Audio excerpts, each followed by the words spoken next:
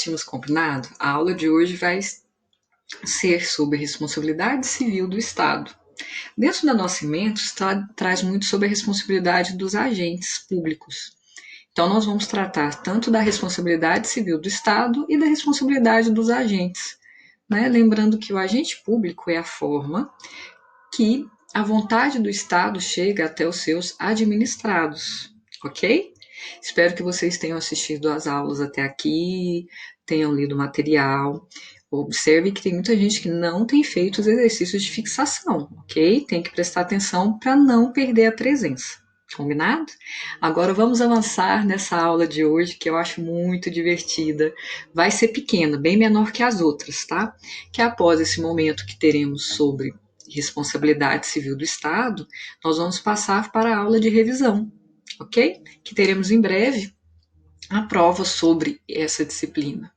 Então vamos ver o que nós temos para hoje? Responsabilidade. Então a primeira pergunta que vem é: o que é responsabilidade? Eu acho que isso nós já começamos a pensar desde que nós somos pequenos. O que é ser responsável? É a gente ter responsabilidade sobre aquilo que nós fazemos, sobre os nossos atos. Então, olha o que eu trouxe aqui nos slides para vocês. É o dever de arcar com as consequências dos seus atos. E o Estado? Por que a professora fala da responsabilidade civil do Estado ou dos agentes públicos? Os atos administrativos praticados por eles têm consequências? Se causar danos, eles têm que arcar com essas responsabilidades? O que vocês acham? A partir disso, nós vamos ver o que eu trouxe para vocês, ok? Saudade de vocês, galera. Vocês estão fazendo falta. Vamos ver aqui. Primeira coisa, nós temos que lembrar que essa responsabilidade, quando a gente fala responsabilidade do agente, ela tem um tripé. O que quer dizer esse tripé? Esse tripé quer dizer que ela pode repercutir em três esferas distintas. Quais as três esferas? Se eu pratico um ato contra a lei, eu posso responder na esfera penal, tá? Que pode ser um crime típico, né, previsto no Código Penal. Então, eu vou responder um processo penal. Posso responder um processo administrativo e posso responder ainda, porque se eu causei algum dano patrimonial ou até mesmo moral, porque a gente pode ver que o dano pode ser patrimonial ou moral, eu ter que indenizar ou a administração, até mesmo o particular, o qual eu posso ter causado esse dano. Então, a administração ou seu agente, no caso, responde penal, administrativa e civilmente. Professora, quer dizer que ele pode responder nas três esferas por um crime só? Exatamente. A professora coloca aqui do lado, olha aqui. Vamos baixar um pouquinho aqui para vocês verem, eu vou ficar na altura. Independente entre si. Respondem independente entre si, salvo no caso de absolvição criminal. Peraí, professora, quer dizer que eu respondo três processos. Se no processo penal eu for absolvido, eu ainda vou responder tanto por dano como ser demitido, por exemplo, no processo administrativo disciplinar? Calma. Quando a gente fala em processo penal, eles andam de forma independentes, tá? E você pode ser condenado de forma independente. Só que no processo penal, se ficar comprovado que negativa de autoria, não foi você que praticou o crime, você não é autor daquela infração ou crime. Como, por exemplo, a gente fala muito das fraudes em licitações, que está sempre em voga. Se não foi você que praticou aquela fraude em licitação e ganhou bilhões e fraudou os contratos, você não pode ser responsabilizado, nem civilmente, para arcar com dano ao erário público, e nem administrativamente, perdendo seu cargo, porque você não tem autoria sobre aquele crime. Ou, por exemplo, não existiu fraude. Se não tem o fato, não tem o crime. Mas se vocês perceberem aqui, nessa lista, tem A, B, mas não tem o C, que seria a prova. Se você for absolvido por falta de provas, Aí você isenta as demais esferas? Não, tá? Se penalmente você é absolvido por falta de provas, administrativamente ou civilmente você ainda pode continuar condenado. Isso é só para deixar mais claro para vocês que existem essas três esferas que o agente pode ser responder por um ato ilícito ou lícito praticado de forma indevida, que ele responde de forma independente. Só que no direito penal, se ele for absolvido por negativa de autoria ou inexistência de fato, aí sim vai repercutir na esfera civil e administrativa, ok? Espero que você esteja entendendo. Particularmente eu adoro essa matéria, acho bem bacana. A professora traz outra coisa que ela gosta muito, que é essa ideia do bis idem. Professora, latim? É sério? Eu vou ter que saber latim? Não, não vai. Mas como eventualmente alguém pode falar isso e você não quer ficar de fora do que é essa ideia, do que as pessoas tanto falam, nós vamos falar o que é bis idem. O que é bis idem? Olha lá, bis, repetição. Isso você já deve ter ouvido falar. No caso do direito, bis idem, eu vou abaixar aqui só para vocês verem, é uma sanção sobre o mesmo fato. In idem, olha lá, idem, tá? Uma sanção sobre o mesmo fato. Em regra, você responde apenas uma vez sobre um ato. Por exemplo, se eu pedir uma indenização, eu não posso pedir várias indenizações sobre o mesmo dano, tá? Eu não posso, a pessoa que causa indenização, ela vai indenizar apenas uma vez, porque é um ato só. Eu respondo uma única vez sobre um ato danoso. Crime, você paga a pena apenas uma vez, você não vai pagar várias penas sobre o mesmo crime, tá?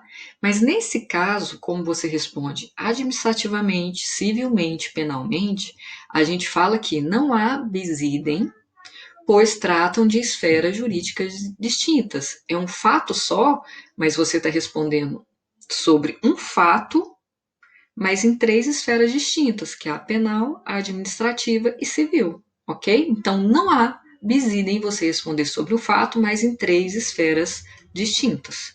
Eu não estou respondendo duas vezes na esfera penal pelo mesmo crime, nem duas vezes na esfera administrativa pelo mesmo crime, ok? Olha o tanto que vai ser rápida essa aula, galera. É muito fácil. Não vai dar nem paradinha hoje, hein? Olha a previsão legal. A gente fala muito na responsabilidade civil do Estado e dos seus agentes, porque isso está previsto na própria Constituição. Dentro da nossa Constituição, está previsto no artigo 37, parágrafo 6º, que eu vou ler com vocês aqui ao lado, e nós temos também, dentro do Código Civil, no seu artigo 43. Então, eu vou ler com vocês aqui. Olha detalhes importantes do que está previsto no artigo 37. Lá, praticamente responde todas as perguntas e dúvidas que vocês possam vir a ter. Eu vou falar dele aqui minuciosamente, a gente vai trabalhar nos próximos slides, ok? Vamos lá. As pessoas jurídicas de direito público, as pessoas jurídicas de direito público e as de direito privada prestadores de direito público. Quem são as pessoas jurídicas de direito público? Autarquia, União, Estado, Distrito Federal, municípios, não são? Mas são só elas? Não. Pessoas de direito, nós temos autarquias e fundações públicas, ok? Pessoas jurídicas de direito público. Mas são só elas que vão estar nesse artigo 37? Não. Pessoas jurídicas de direito privado, prestadoras de serviço público. Aqui nós temos quem de direito privado? Sociedade e economia mista, empresas públicas, empresas delegatárias, que são as concessionárias em geral. Qualquer empresa que receba, através de um contrato ou uma concessão, enfim, que seja através de delegação, a prestação de serviço público, e seja pessoa jurídica de direito privado, ela também responde. Mas responde ao quê? Olha lá. Responderão pelos danos que os seus agentes, nesta qualidade, ou seja, durante o exercício da função de agente público, tá? Aí eu não vou entrar nesses detalhes, por exemplo, se um médico é um médico 100% do tempo, se um policial é policial 100% do tempo, tá? A gente vai tratar só a regra geral. Então, quer dizer, durante a atuação do exercício da sua função, causarem a terceiros Ou seja, eu sou um agente público, que seja de pessoa jurídica de direito privado, de direito público ou de uma delegatária também de direito privado, mas eu esteja na função de agente público, cause dano ao terceiro, assegurado o direito de regresso quanto responsável, nos casos de dolo ou culpa. Eu vou explicar o direito de regresso daqui a pouco. Agora eu vou reler sem explicar para vocês entenderem. As pessoas jurídicas de direito público e as de direito privado, prestadoras de serviço público, responderão pelos danos que os seus agentes, nessa qualidade, causarem a terceiro. Quer dizer que a administração pública é que responde ou é o agente que responde?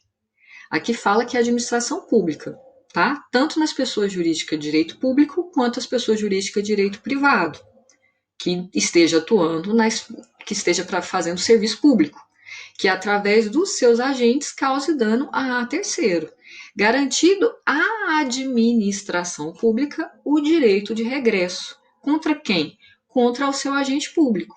A gente vai ver o que é a ação de regresso daqui a um pouquinho, mas é uma ação que a administração pública pode entrar contra o agente público para apurar se ele agiu com dolo ou culpa, que nós vamos ver daqui a pouco, tá? Para ver se o agente ressarce esse dano à administração, ok? Vamos ver daqui a pouco. O artigo 43 do Código Civil também traz essa mesma ideia. Olha o que ele traz. As pessoas jurídicas de direito público interno são civilmente responsáveis por atos dos seus agentes que, nessa qualidade, causem danos a terceiros, ressalvado o direito regressivo contra os causadores do dano, tá vendo? Ressalvado o direito regressivo. Você entra contra a administração paga, mas garante a administração depois ela entrar com uma ação regressiva contra esse agente público. Se houver por parte desse, mas só vai responder nessa ação de regresso o agente se ele agiu com dolo ou culpa, que nós vamos ver daqui a pouco o que é, tá? Vocês estão gostando até agora? Espero que sim, professora adora essa matéria. Vou ficar um pouquinho aqui em cima do que tá, e aqui eu trouxe alguns detalhes que nós já abordamos. Olha lá. Observe que irá responder pelos danos causados pelo agente público é quem? A professora já adiantou. Pessoa jurídica. Lembra-se da teoria do órgão? Nós não falamos aqui, porque a nossa ementa mudou e a gente não traz essa teoria do órgão porque a gente não trabalha mais a administração direta e indireta. Mas a teoria do órgão fala que o órgão não tem personalidade jurídica e, por sua vez, os agentes também não.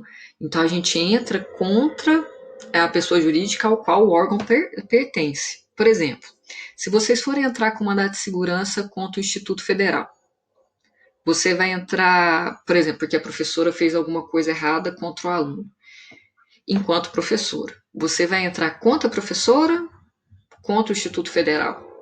Contra quem você vai entrar? Vocês têm que lembrar que você vai entrar contra o Instituto Federal na pessoa da reitora, que é a autoridade máxima do Instituto Federal. É ela quem responde pelos atos praticados dos agentes. Quando você fala em universidade, você entra contra os reitores, que é quem tem essa personalidade jurídica, ok? Empresas públicas, sociedade de economia mista, os delegatários também respondem. Por quê? São pessoas jurídicas de direito privado, não são só as pessoas jurídicas de direito público, mas que receberam a função de praticarem serviços públicos. Então, os seus agentes, enquanto estiverem na função pública, também respondem aos danos causados aos terceiros. Aqui embaixo, a professora acabou comendo um pedacinho do slide. A União. Quem são as pessoas de direito público? Né? União, Estado, município, autarquias, fundações públicas, que nós já falamos. E aqui, que nessa qualidade, a gente vai trabalhar agora daqui a pouquinho quais são as teorias, mas trata-se de responsabilidade civil objetiva sob o risco administrativo. Não preocupa que eu vou falar o que é a responsabilidade objetiva e que o Brasil adota a teoria do risco administrativo. Tá? Que independe de comprovação de culpa ou dolo, mas é a última coisa que nós vamos ver nessa aula de hoje. Então não precisa ficar preocupado se essa parte rosinha aqui do slide você ainda não entendeu. Ok? Vamos lá. Então, peraí. Eu já entendi que responsável é quando eu assumo a responsabilidade dos atos e o que eles podem causar a terceiros. Eu descobri que a administração pública, seja ela pessoa jurídica, direito privado ou direito público, pessoa jurídica, direito privado ou direito público, desde que ela esteja na função pública, ela responde pelos os danos causados pelo seu agente a terceiro. Vimos isso. Mas ela pode causar, por exemplo, olha aqui, essa casinha representa a administração.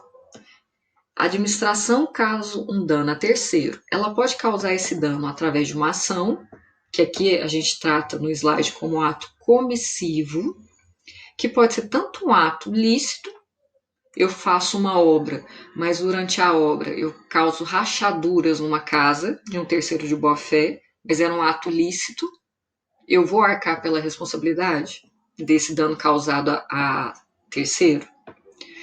Ou pode ser por um ato ilícito. Eu fiz uma licitação fraudulenta. E dentro dessa licitação fraudulenta, eu comprei medicamento que era falso. E causei morte de, sei lá, 1.000 pessoas. Ou o anticoncepcional era falso, engravidou 1.000. Eu vou arcar com alguma coisa? Entendeu? E ato ilícito. Então, o ato pode ser lícito ou ilícito, através de uma ação do agente. Tudo bem? Nós temos também que a administração pode causar dano quando ela não faz nada. Lembra que a gente falou na aula passada que a administração tem um poder-dever? Dentro desse poder-dever, ela tem obrigações legais. Quando ela deixa de cumprir uma obrigação que está prevista em lei, ela deixa de praticar, então ela faz uma omissão, que é um ato ilegal, ato omissivo. Então, a administração muitas vezes causa dano através de atos omissivos. Por exemplo, ela tem que fazer a manutenção das vias públicas.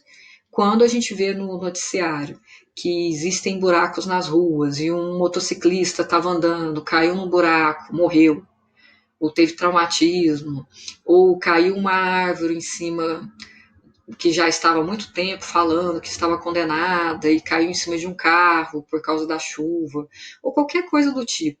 Você fala assim, mas é um fenômeno da natureza, um caso fortuito por causa das fortes chuvas. A gente tem que ver até que ponto é um caso fortuito, até que ponto a administração foi omissa no seu dever de manutenção, tá ok? Então, nesse caso, se ela foi omissa, ela fez um ato omissivo, ilegal, que causou prejuízo a terceiros. Outro ponto importante é que o dano pode ser tanto material como pode ser um dano moral. Imaginem vocês que eu posso causar um dano moral quando a administração publica alguma coisa no nome de uma pessoa e é falso. Uma fake news, hoje está na moda, né? A tal da fake news, dá até pra gente falar. A administração pode causar dano moral? Pode, então não é só material. Existe o dano de foro íntimo, tá? Que às vezes não é materialmente palpável, mas fere esse íntimo. Desculpa os barulhos, estou gravando pela manhã, e então pode causar esse dano moral, ok? Que também deve ser, por mais que não dê para ser mensurado, a justiça consegue ver quanto vai fazer uma estimativa do que esse dano e consegue pedir indenização. Vamos lá, nós temos ainda o dano causado a terceiro por um agente. Quando o agente age, aqui nós estamos falando de ação, tá? A ação, ela pode ser por um ato, e aqui um ato, então, ele está agindo, ele pode ser doloso ou culposo. Na sala de aula, eu adoro fazer isso. Na sala de aula, eu ponho uma arma assim na cabeça de um aluno. Ai, desculpa, gente, eu tô sendo violenta, mas é só para vocês não esquecerem. Eu falo o seguinte: quando eu ponho uma arma aqui na cabeça do aluno e dou um tiro, eu quero que o aluno morra ou eu só quero que o aluno leve um susto e eu dou um tiro com a. O que vocês acham? Se eu tenho a intenção de matar, quando eu dou um tiro, eu tenho intenção. Então, um ato doloso é quando eu tenho realmente a intenção de matar, a intenção daquele resultado.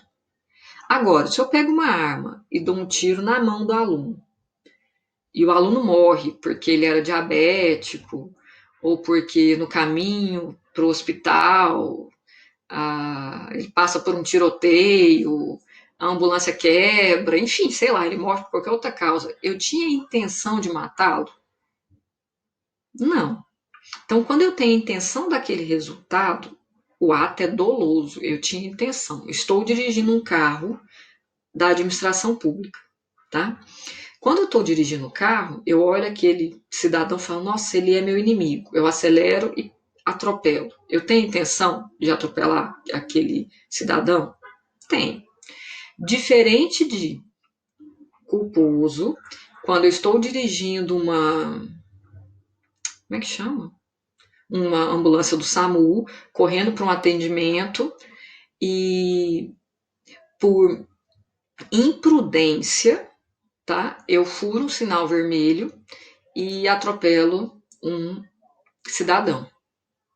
Eu fui imprudente, tá? Eu tô agindo por culpa, mas eu não atropelei porque eu quis. Então, a culpa, eu não tenho intenção, mas eu causo dano. Aí pode ser por negligência. Negligência, eu deixo de dar alguma coisa que eu sei que eu tenho que dar. Eu sou negligente, por exemplo. Eu tenho que dar EPIs, que são equipamentos de proteção. A lei prevê que eu tenho que dar treinamento aos servidores públicos, equipamentos ao trabalho. Eu vou ser negligente, eu vou deixar de atender e causar prejuízos.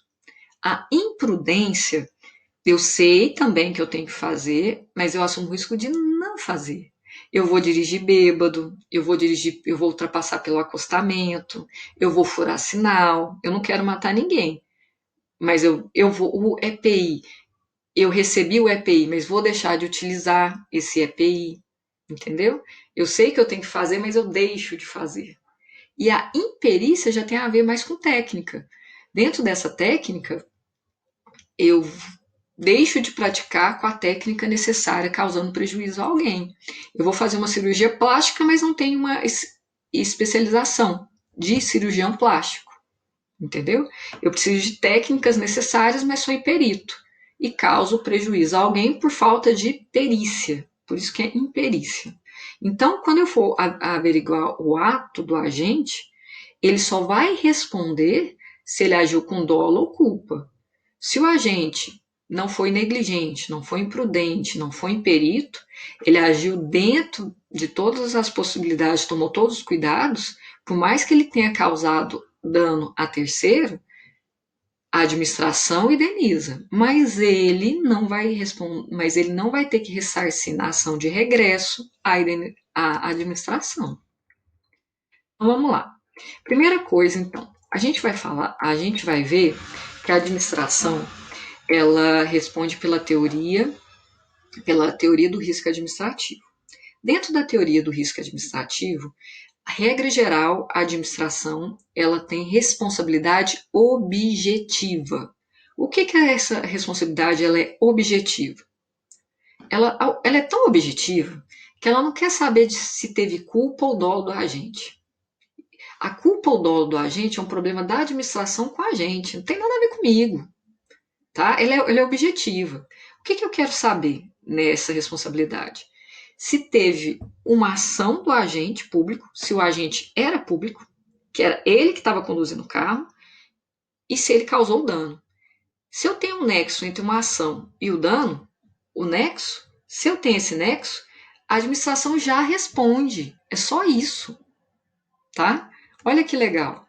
Isso é responsabilidade objetiva. Professora, mas eu tenho que provar que o agente agiu com culpa? Não. Eu tenho que provar que ele fez isso para me prejudicar? Não. Eu tenho que provar o quê? Que ele agiu e que me causou prejuízo. Por exemplo, eu pedi a aposentadoria. Ele indeferiu. Não vou colocar aposentadoria, que pode ser só um erro.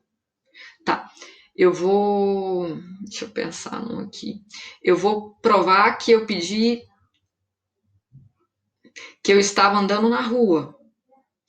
E o SAMU passou o o sinal vermelho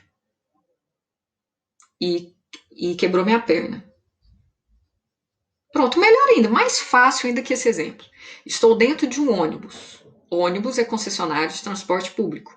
Dentro do ônibus, por causa de uma freada, eu caí e quebrei a perna.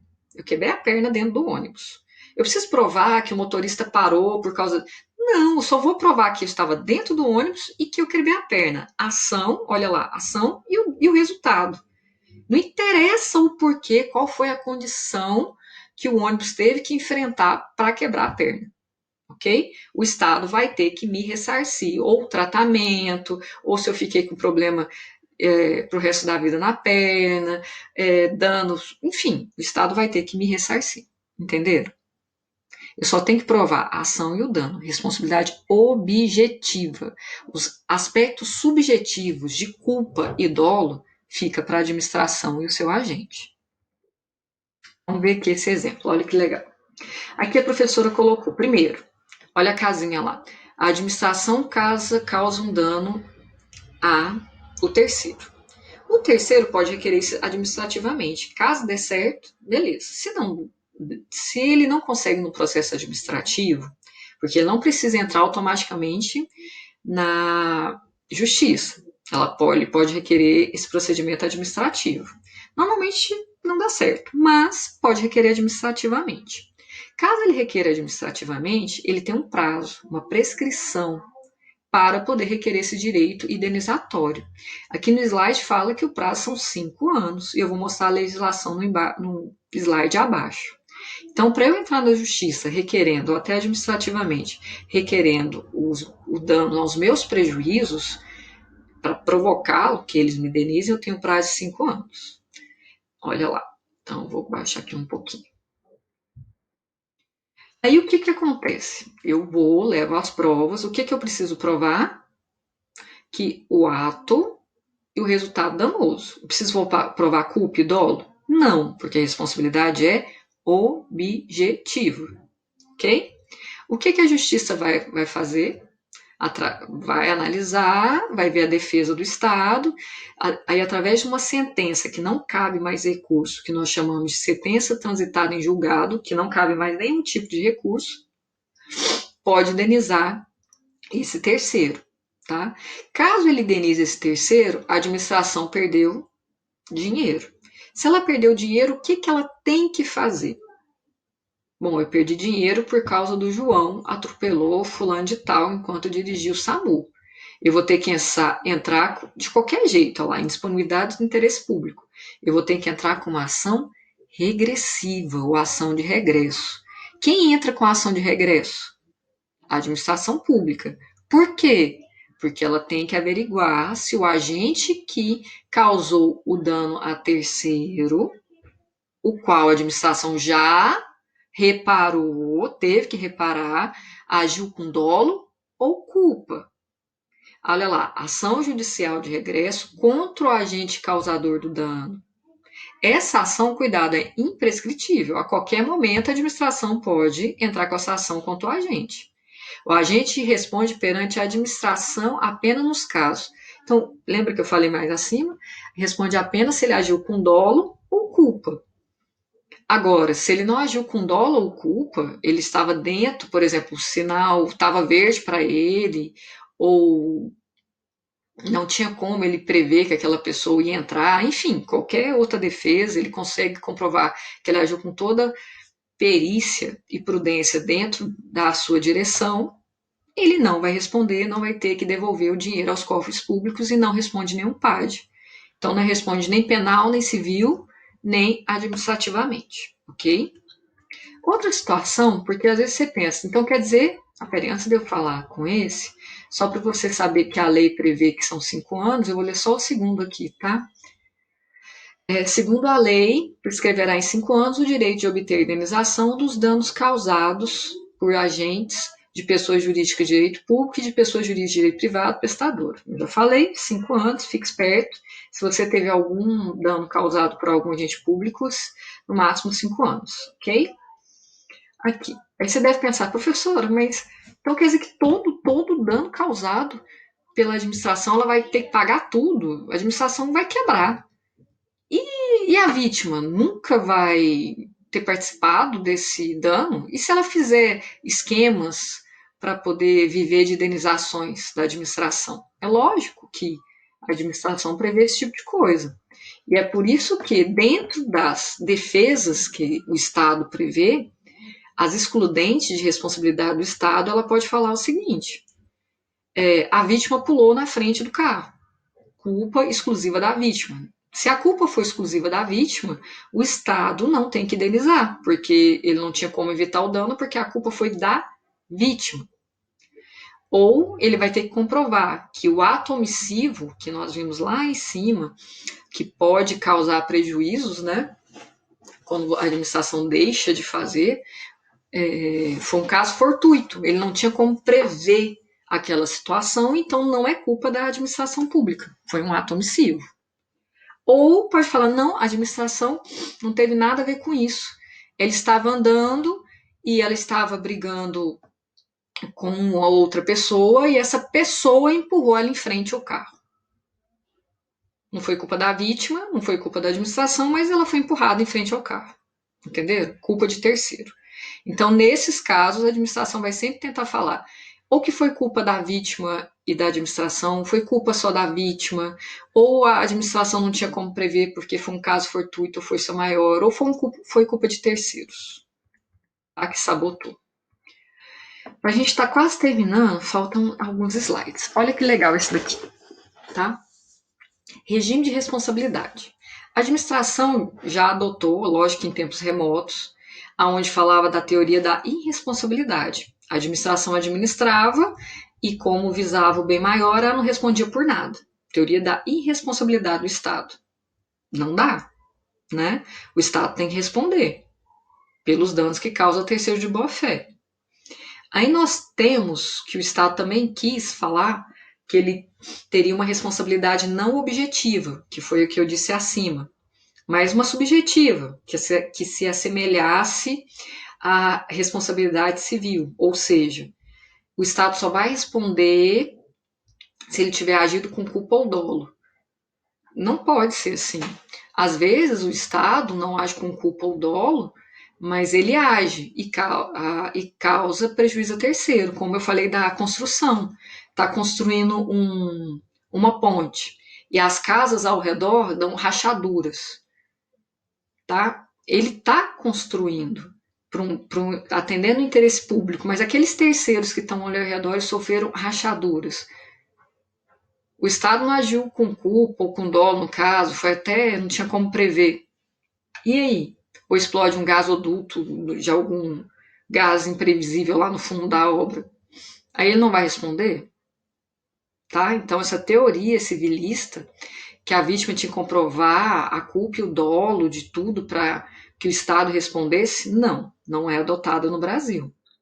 Aí nós temos essa teoria subjetiva, seco o tempo, né? É a teoria da culpa anônima. Ela é adotada no Brasil, mas nos atos omissivos. Teoria da culpa anônima. Atos omissivos. Gravem isso. Então, quando a administração pública deixa de praticar algo que ela tem que praticar, é responsabilidade subjetiva. Mas ela tem responsabilidade. Nesse caso, eu preciso comprovar a culpa do Estado por um serviço que não funcionou mal, ou funcionou atrasado, ou a omissão injustificada do Estado. Quem lembra do caso lá de Brumadinho? Lembra? Nesse caso, o Estado responde pelas indenizações, pelo dever que ele tinha de fiscalizar, entendeu? Não é que o Estado fez a barragem romper, mas ele responde talvez por uma teoria de culpa anônima. Apesar que essa vai cair mais embaixo, que é dano ambiental, que é a teoria do risco integral.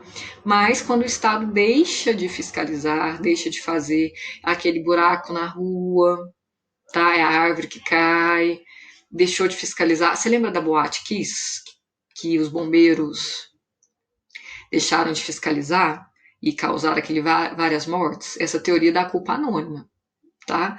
É uma omissão genérica injustificada do Estado, que ele tinha um dever de fazer, ou ele fez de forma muito mal ou atrasada, enfim. Lembra da Boate Kiss que cai nessa responsabilidade subjetiva.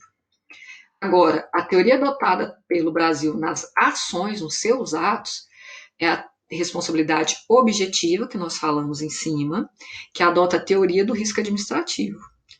Para atender o interesse público, o Estado, ele assume o risco administrativo. Caso na minha administração eu cause danos a terceiro de boa fé, eu assumo o risco de indenizá-lo. Independente se esse terceiro tenha que comprovar a culpa ou dolo da atuação do agente. A teoria é objetiva. Olha que bonito. Não precisa provar a culpa do Estado, nem o dolo. O que você precisa provar? Só o ato danoso, né, a ação e o dano, e o nexo entre a ação e o dano que nós já falamos. Aceita essas excludentes que nós vimos lá de responsabilidade no slide acima. Então, o Brasil adota como regra geral, nos atos comissivos, nas suas ações, a teoria objetiva, aliás, a responsabilidade objetiva, pautada na teoria do risco administrativo. E, por último, nós temos ainda a teoria do risco integral, que, como regra, o Brasil não adota, tá? Mas, olha lá, eu vou até deixar para o próximo slide. Não, vou falar aqui, vamos lá. Não precisa provar culpa, precisa provar a ação e o nexo do mesmo jeito, só que um detalhe. Aqui não existe excludente de responsabilidade. Não existe nenhuma. Ah, mas foi a vítima que mexeu no Césio. O Césio é um dos casos. Foi ela que mexeu no lixo e esfregou o Césio nela toda. Nesse caso, não interessa se é culpa só da vítima, se é caso fortuito. Nesses casos específicos, a própria Constituição prevê que o Estado assume o risco integral e vai ter que indenizar. Aqui eu trouxe para vocês, olha lá, a teoria, tá? E essa daqui que é a última, que é do risco integral, eu vou pôr um pouco acima para vocês lerem comigo. Então, quando que o Estado adota essa teoria do risco integral? Danos nucleares, tá? Aí qualquer dano que tenha caráter nuclear, como o Estado assume o risco de trabalhar com esse tipo de produto, independente de qualquer excludente, o risco é integral. Danos ambientais. Ah, mas teve um cidadão que foi lá e escavou e tal, não interessa, a culpa nunca vai ser da vítima. Atentados terroristas, atos de guerra contra aeronaves e empresas aqui no exterior. Nesses casos específicos, nucleares, ambientais ou terroristas, o Brasil adota a teoria do risco integral. Independente, não tem excludente. Causou dano a terceiro, por exemplo, um ato terrorista veio aqui, um terrorista veio e matou várias pessoas, destruiu várias casas. Ai, mas o Brasil não tinha como saber, o Brasil vai arcar com todo e qualquer tipo de dano causado, tá? Dano ambiental, uma barragem, o Brasil vai indenizar todo e qualquer dano ambiental. Nuclear, o Césio. Ah, mas a vítima que pegou e esfregou entre si. Teoria do risco integral. O Brasil vai ter que arcar com todo e qualquer dano. Eu, particularmente, acho essa matéria uma delícia. Esclarecedora, parece que empodera a gente de saber o que o Estado realmente tem que causar. Ou tem que responder. Eu espero que vocês tenham gostado. Essa foi a aula de responsabilidade do Estado. Civil do Estado e dos seus agentes. Não esqueça, a responsabilidade civil dos agentes, ela é subjetiva. Por quê? Para o agente responder, eu tenho que comprovar, a administração vai ter que comprovar que ele agiu com culpa ou dolo. A responsabilidade civil da administração, como regra geral, é objetiva. Eu preciso comprovar o quê? Só o nexo entre a ação e o ato, tá? No caso de omissão, a responsabilidade também é subjetiva, ok? Com esse resumo, espero que vocês tenham entendido e que dê tudo certo na avaliação que vocês vão ter. Bom dia, boa tarde, boa noite para vocês. Tchau, tchau.